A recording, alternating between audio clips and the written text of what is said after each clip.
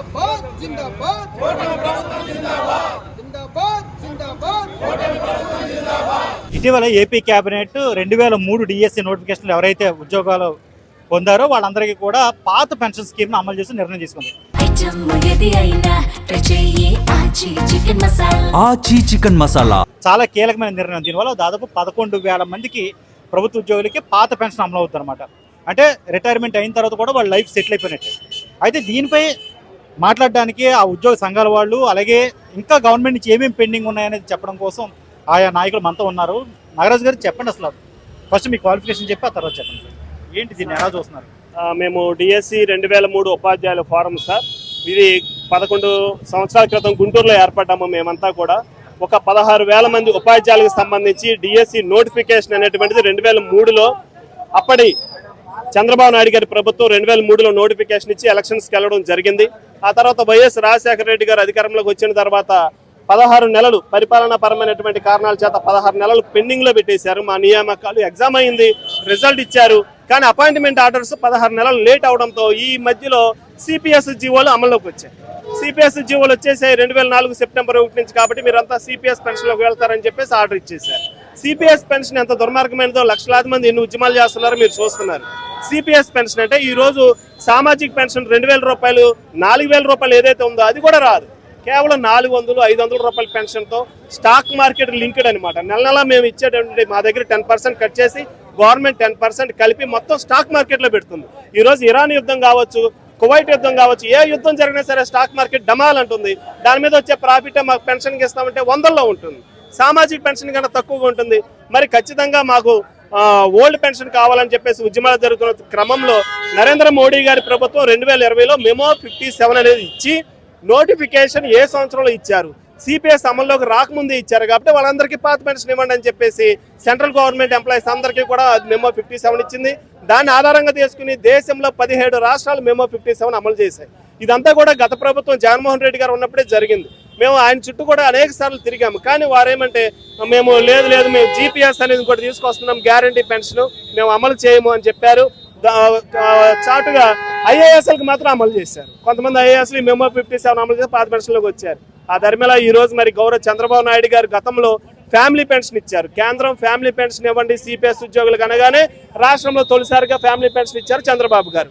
అలాగే సిపిఎస్ ఉద్యోగులకు retirement death gratuity ఇవ్వనగానే రాష్ట్రంలో తొలిసారిగా చంద్రబాబు గారు ఆ గ్రాట్యుటీ అమలు చేశారు. మేము అదే ఆశతో ఉన్నాము. కేంద్రం ఇచ్చిన మెమో 57 కూడా ఖచ్చితంగా చంద్రబాబు గారు అమలు చేస్తారనే ఉద్దేశంతో వీధులు ఎక్కాము, కోర్టుల చుట్టూ తిరిగాము, జేఏసీల చుట్టూ, ప్యాప్టో చుట్టూ, ఉపాధ్యాయ సంఘాల చుట్టూ అందరి చుట్టూ తిరిగి ఉద్యమాలు చేసిన తర్వాత స్వయంగా ముఖ్యమంత్రి గారే నోటి వెంట మేము ఇది అమలు చేసి తీరుతామన్నారు. ఆ మాట ఇచ్చిన 6 నెలల్లోనే కేబినెట్ ఆమోదం కూడా పొందేలా చేసినటువంటి గౌరవ చంద్రబాబు నాయుడు గారికి, ఆ దిశగా చంద్రబాబు నాయుడు గారికి మా సమస్యను ఎక్స్ప్లెయిన్ చేసి ఇది న్యాయమైన సమస్య అని చెప్పేసి ఆయన చేత అనిపించిన విద్యాసాగర్ జేఏసీ చైర్మన్ ఎవరైతే ఉన్నారో వారికి కృతజ్ఞతలు చెప్పడానికి మేము ఈ రోజు ఇక్కడ సమావేశం కావడం జరిగింది సార్. ఇంకా డిఏలు పిఆర్సీలు ఎన్ని ఉన్నాయి పెండింగ్? డిఏలు అయితే 5 డిఏలు ఉన్నాయి సార్. పిఆర్సీ రావాల్సి ఉంది సార్. 2024 జులై నుంచే 23 జులై నుంచి అమల్లోకి రావాల్సినటువంటి పిఆర్సీ రాలేదు. పిఆర్సీ కమిషన్ కూడా ఇంకా వేయలేదు. పిఆర్సీ రావాలి, ఐఆర్ రావాలి, డిఏలు కూడా 5 ఉన్నాయి. ఈ ఆర్థిక పరమైన సమస్యలు కూడా గౌరవ చంద్రబాబు నాయుడు గారు అతి త్వరలోనే ఒకటి పరిష్కరిస్తారని చెప్పేసి మేము ఆశిస్తున్నాం. చిన్న డౌట్ సార్, ఇప్పుడు ఈ 11,000 మందికి ఏదైతే ఇప్పుడు పెన్షన్ ఓపీఎస్ వస్తుందో దానికి ఖర్చు తక్కువ కదా ఈ డిఏలతో పోలిస్తే? దానికి ఖర్చు ఎక్కువ కదా డిఏలతో పోలిస్తే? అంటే ఈ ఖర్చు అంతా కాదు, ఇప్పుడు కాదు సార్ వచ్చేది. నాకు ఇంకా 22 సంవత్సరాల సర్వీస్ ఉంది. నేను 22 సంవత్సరాల తర్వాత రిటైర్ అయ్యాక వచ్చేటువంటి పెన్షన్. అదేవిధంగా గవర్నమెంట్ కూడా ఒక రకంగా లాభమే. నా 22 సంవత్సరాల కాలంలో గవర్నమెంట్ 10% ప్రతి నెల స్టాక్ మార్కెట్ కంట్రిబ్యూషన్ ఇవ్వాలి. ఇప్పుడు ఓల్డ్ పెన్షన్ స్కీమ్లోకి వచ్చాం కాబట్టి ఆ సిపిఎస్లు ఇచ్చే 10% కంట్రిబ్యూషన్ గవర్నమెంట్ ఆపేసుకుంటుంది. ఆ రకంగా కూడా గవర్నమెంట్కి 36,000 కోట్ల లాభమే ఇది రద్దు చేయడం వల్ల. 22 సంవత్సరాలు గవర్నమెంట్ నెల నెల కంట్రిబ్యూషన్ ఇవ్వాల్సిన అవసరం లేదు. పైగా ఆ 20 ఏళ్ల తర్వాత ఇచ్చేటువంటి పెన్షన్ అది 1,00,000 కావచ్చు, 80,000 కావచ్చు. అప్పుడు ఉండేటువంటి ధరలకు అనుగుణంగా అది చాలా చిన్న అమౌంట్ గానే ఉంటుంది. ఈ సిపిఎస్ ఇంకా ఎంతమంది ఉన్నారు సార్? సిపిఎస్ తీసుకుంటున్నారు అంటే కొత్త పెన్షన్ తీసుకుంటున్న వాళ్ళు ఎంతమంది ఉన్నారు? ఆల్రెడీ ఇంకా 2.5 లక్షల మంది ఉన్నారు సార్. 1,80,000 మంది టీచర్లు ఉద్యోగులు ఉన్నారు. మరి సచివాలయ ఉద్యోగులు కూడా కలుపుకుంటే దాదాపు 2,80,000. ఆర్టీసీ ఉద్యోగులు కూడా కలుపుకుంటే 3 లక్షల దాకా ఆ సంఖ్య ఉంటుంది సార్. వారికి కూడా ఓపీఎస్ ఇవ్వాలని చెప్పేసి మేము కోరుకుంటాం. కష్టమే కదా.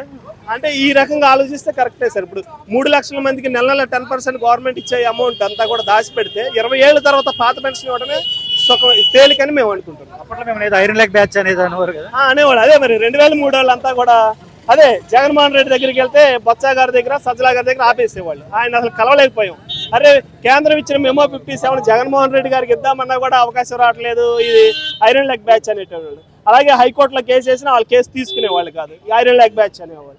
ఏ రకంగా అంటూ తీసుకునేది కాదు. కోర్టు ఏమంటే గతంలో ట్రిబ్యునల్ ఉండేది సార్, ట్రిబ్యునల్కి వేసాము. ట్రిబ్యునల్ ఏంటంటే గవర్నమెంట్ని అడగండి, మీ శాలరీస్ అయినా పెన్షన్స్ అయినా గవర్నమెంట్ ఇవ్వాలి కాబట్టి గవర్నమెంట్ రిక్వెస్ట్ చేసి అడగండి అని చెప్పేసాను. కానీ ప్రభుత్వ ఉద్యోగులు అనవసరంగా పనిచేస్తున్నారు, వాళ్ళకి పని పెద్దగా చేయరు, ఇలా పెన్షన్లు ఇస్తారని చెప్పి సోషల్ మీడియాలో ట్రోలింగ్ కూడా నడుస్తుంటుంది కదా. లేదు సార్, అది మొన్న మీరే చూశారు కదా. మేము టీచర్స్ కాబట్టి చెప్తున్నాం, ప్రభుత్వ స్కూల్స్లో రిజల్ట్ ఏ విధంగా ఉందో మీరు చూశారు. కార్పొరేట్ స్కూల్స్లో లక్షల ఫీజులు కట్టి ఈరోజు ఏ విధంగా వాళ్ళు ఏ విధంగా ఉన్నారో మరి మేము మోరల్ వాల్యూస్ చెప్తూ నిరుపేద పిల్లలు వాళ్ళు బుక్స్ ఎవరో తెచ్చుకోరు, బుక్స్ మేమే కొనాలా, పలపాలు కూడా ఉండవు, మేమే కొనాలా. పేరెంట్స్ సరిగ్గా పట్టించుకోరు, ఎందుకంటే పేరెంట్స్కి వాళ్ళు ఇల్లు పోషించుకోవడం చాలా ఇబ్బందికరమైన పరిస్థితి, కాన్వెంట్కి పంపించుకోలేని పరిస్థితి, కార్పొరేట్ స్కూల్కి వెళ్ళలేని పరిస్థితి. అటువంటి పేద పిల్లల్ని మేము ఈరోజు 580, 590 తీసుకొచ్చాము. ఈనాడు పేపర్లో పెద్ద యాడ్ కూడా ఇచ్చారు, టీవీలో కూడా యాడ్ ఇచ్చారు. సో మేము కష్టపడుతున్నాం. ప్రభుత్వం చెప్పే మినిట్ టు మినిట్ మాకు టైం టేబుల్ ఉంటుంది. చాలా జనాలకు తెలియదు ఏంటంటే గవర్నమెంట్ స్కూల్ టీచర్స్ వీళ్ళు వెళ్ళేసి వచ్చేస్తారు, జీతాలు తీసుకుంటారు అనుకుంటారు. కానీ ప్రతి నిమిషం కూడా మా హెడ్ ఎవరు ఒక ఐఏఎస్ ఆఫీసర్. కార్పొరేట్ స్కూల్స్కి కాన్వెంట్లకి హెడ్ ఐఏఎస్ ఆఫీసర్లు ఉండరు, గవర్నమెంట్ స్కూల్స్కి మాత్రమే ఒక ఐఏఎస్ ఆఫీసర్ మాకు హెడ్గా ఉంటారు. ప్రతి మినిట్ వాళ్ళు అబ్జర్వ్ చేస్తూ ఉంటారు మమ్మల్ని. సో మేము ఖచ్చితంగా కష్టపడుతున్నాము, ఇంకా మెరుగైన రిజల్ట్ తీసుకొస్తాం. తెలంగాణ రాష్ట్రంలో వాళ్ళు కోర్టుకు వెళ్ళారండి. కోర్టుకు వెళ్తే కోర్టు ఖచ్చితంగా ఇవ్వమని చెప్పింది, లేకపోతే జూన్ 12ని 10 లోపు వాళ్ళని ఖచ్చితంగా డైరెక్ట్గా కోర్టుకు రమ్మని చెప్పిందండి. దానికి వాళ్ళు ఏం చేశారంటే ప్రభుత్వ ధనాన్ని దుర్వినియోగం చేస్తూ సుప్రీంకోర్టులో స్పెషల్ లీవ్ పిటిషన్ దాఖలు చేశారు సార్. ఎట్టి పరిస్థితుల్లోనూ ఇది యాక్సెప్టబుల్ కాదండి. సుప్రీంకోర్టు అనేటువంటిది ఎన్నో 2004కు ముందు నోటిఫికేషన్ ఉన్నటువంటివి ఖాళీలు నోటిఫై అయినాయి. ఇది వాస్తవమైనటువంటివి, ఇవి న్యాయబద్ధమైనటువంటివి. కాబట్టి సుప్రీంకోర్టు యొక్క గైడ్ లైన్స్ తోటే memo number 57 central government implement చేసింది సార్. దానిలో భాగంగానే మన గత ప్రభుత్వము ఎలక్షన్కు ముందు 3 ఐఏఎస్లకి, ఎలక్షన్ అయిపోయిన తర్వాత తెలంగాణ గవర్నమెంట్ కూడా కొంతమంది ఐఏఎస్లకి మెమో నెంబర్ 57 ఇంప్లిమెంట్ చేసి పాత పెన్షన్ ఇచ్చింది. కానీ ఉపాధ్యాయులకు కానీ మిగిలిన ఉద్యోగులకు కానీ అక్కడ ప్రభుత్వం కానీ ఇక్కడ ప్రభుత్వం కానీ ఇవ్వలేదు సార్. కానీ మా యొక్క గోడుని మొత్తం వాస్తవ పరిస్థితిని చంద్రబాబు నాయుడు గారు తెలుసుకుని ఇది న్యాయమైనటువంటిది, ఆర్థిక భారమైనా కానీ ఖచ్చితంగా చేయవలసినటువంటిదే అని చెప్పేసి ఆయన మొన్న జూన్ 23న కేబినెట్ ఆమోదం తెలిపింది సార్. ప్రస్తుతానికి తెలంగాణ ఇవ్వాలా, కానీ ఖచ్చితంగా తెలంగాణలో కూడా ఇచ్చి తీరుతారు. 11,000 మందిలో తెలంగాణ వాళ్ళు లేరు సార్. ఇప్పుడు తెలంగాణలో ఎంతమంది ఉన్నారు? తెలంగాణలో కూడా సుమారు 10,000 మంది ఉంటారు సార్. 10,000 మంది ఖచ్చితంగా వాళ్ళకి కూడా ఇదే నోటిఫికేషన్, ఎందుకంటే ఇదే నోటిఫికేషన్ సార్. వాళ్ళకి ఉమ్మడి నోటిఫికేషన్, ఉమ్మడి రాష్ట్రంలో 2003 నవంబర్ 13 వచ్చినటువంటి నోటిఫికేషన్ సార్. ఇది ఖచ్చితంగా మా ద్వారా వాళ్ళకి న్యాయం జరిగింది సార్. ఏపీ కేబినెట్ తీసుకుంది కదా, తెలంగాణ తీసుకోవాలి నిర్ణయం, ఖచ్చితంగా తీసుకోవాలి సార్. మెమో నెంబర్ 57 అనేటువంటిది సెంట్రల్ గవర్నమెంట్ ఇచ్చినటువంటి మెమో. మనం సిపిఎస్ అమలు చేస్తున్నామంటే అది కేవలం సెంట్రల్ గవర్నమెంట్ యొక్క ఆదేశాల మేరకు చేస్తున్నాం, కేంద్ర కేబినెట్ ఆమోదంతో. అదే కేంద్ర కేబినెట్ ఆమోదంతో మెమో నెంబర్ 57 అనేటువంటిది వచ్చింది. అందువల్ల స్టేట్ గవర్నమెంట్ ఎంప్లాయీస్ ఎవరైతే ఉన్నారో వాళ్ళు 2004 సెప్టెంబర్ 1 కంటే ముందు నోటిఫికేషన్ ఉంటే ఖచ్చితంగా వాళ్ళకి మెమో నెంబర్ 57 ఇంప్లిమెంట్ చేయాలి. సెంట్రల్ గవర్నమెంట్ ఎంప్లాయీస్ కి జనవరి 1, 2004 కంటే ముందు నోటిఫికేషన్ ఉంటే వాళ్ళకు కూడా ఓల్డ్ పెన్షన్ ఇవ్వాలి. అది కాబట్టి ఖచ్చితంగా మన చంద్రబాబు నాయుడు గారు విజ్ఞత కలిగినటువంటి వ్యక్తి, బహు అనుభవజ్ఞుడు కాబట్టి మనకి ఇది త్వరగా చేశారు సార్. ఖచ్చితంగా తెలంగాణలో కూడా చేయాల్సింది. ఆ నోటిఫికేషన్ ఉద్యోగం పొందిన వాళ్ళు, రిటైర్ అయిపోయిన వాళ్ళు ఎవరైనా ఉన్నారు? రిటైర్ అయిపోయినటువంటి వాళ్ళు, మరణించిన వాళ్ళు కూడా ఉన్నారు సార్. వాళ్ళకు కూడా దీని ద్వారా న్యాయం జరుగుతుందని మేము ఆశిస్తున్నాం. ఖచ్చితంగా న్యాయం జరుగుతుంది సార్. సార్, మన సీఎం గారు గ్రేట్ డెసిజన్ తీసుకున్నారు. ఇది చారిత్రాత్మకమైన నిర్ణయం. ఎందుకంటే 21 సంవత్సరాలుగా పెండింగ్ ఉన్న ఈ నిర్ణయంలో ఆయన గొప్ప నిర్ణయము, గొప్ప నాయకుడిగా నిరూపించుకున్నారు. ఎందుకంటే మా జీవితంలో ఆయన 4 అంటే ఉద్యోగుల జీవితంలో 4 గొప్ప సంగతులు చేశాడు. మొదటిది ఏంటంటే 2003లో ఒక డిఎస్సి నోటిఫికేషన్ వేశారు. ఈయన వేసిన నోటిఫికేషన్ ఇది, మా నోటిఫికేషన్ ఆయన వేసిందే, అది మొదటిది. రెండోది ఏంటంటే సిపిఎస్ ఉద్యోగులందరికీ, అంటే అప్పటికి 185,000 సిపిఎస్ ఎంప్లాయీస్ ఉండేవారు. వారందరికీ భారతదేశంలో ఏ రాష్ట్రం కూడా ఫ్యామిలీ పెన్షన్ కానీ గ్రాట్యుటీ కానీ ఇవ్వకపోతే ఆంధ్రప్రదేశ్ సీఎంగా ముందు జరిగినప్పుడు ఆయనే ఫ్యామిలీ పెన్షన్ గ్రాట్యుటీ ఇచ్చి ఆ రోజు సిపిఎస్ ఉద్యోగుల పక్షాన్ని నిలబడ్డారు. సుమారు 7,000 మంది టీచర్లు, 2,000 పైచీలకు గ్రూప్ 2 ఎంప్లాయీస్, 2,000 మంది కానిస్టేబుల్స్, మొత్తం కలిపి 11,000, 10,715 మంది జీవో ప్రకారంగా. తెలంగాణలో 10,000 పైచీలకు. ఓకే, వాళ్ళకి మాత్రం ఇంకా నిర్ణయం రాదు. వారికి హైకోర్టులో క్లియర్గా తీర్పు ఇచ్చారు. జూన్ 10 లోపు మీరు రాష్ట్ర ప్రభుత్వం అమలు చేయకపోతే ఎవరైతే ఐఏఎస్ ఆఫీసర్ ఉన్నారో ఫైనాన్స్ డిపార్ట్మెంట్ వారు కోర్టుకు వచ్చి సరెండర్ అవ్వాలని చెప్పున్నారు. వాళ్ళు ఏం చేస్తారు, దాన్ని తప్పించుకోవడానికి సుప్రీంకోర్టులో లీవ్ పిటిషన్ వేశారు. అందువల్ల అది ప్రస్తుతానికి పెండింగ్లో ఉంది. ఏదైనప్పటికీ 57 మెమో ప్రకారంగా ఏ రాష్ట్రమైనప్పటికీ ఇవ్వాల్సింది. కారణం బట్టి ఇప్పటికే 16 రాష్ట్రాలు అమలు చేశాయి కూడా. పింఛన్ అనేది ఒక హక్కు, అది సుప్రీంకోర్టు కూడా చెప్పింది. అటువంటి హక్కుని గత ప్రభుత్వాలన్నీ కాలరాసేసాయి.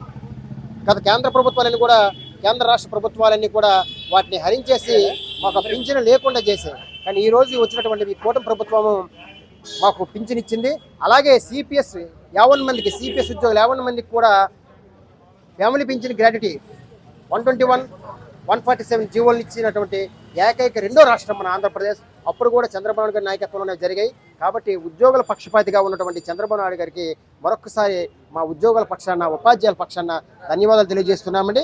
త్వరగా మా ఆశలన్నీ కూడా మీ మీద ఉన్నాయి కాబట్టి త్వరగా జీవో ఇచ్చి ఆ జీవోని ఇంప్లిమెంట్ చేసి మాకు పిఎఫ్ ఖాతాలు ఓపెన్ చేయాలని ఈ సందర్భంగా ఆయనకి, ప్రభుత్వానికి మేము తెలియజేస్తున్నాం. ఇంతవరకు పిఎఫ్ ఖాతాలు ఏముండవు. పిఎఫ్ ఖాతాలు ఇప్పుడు లేవు సార్.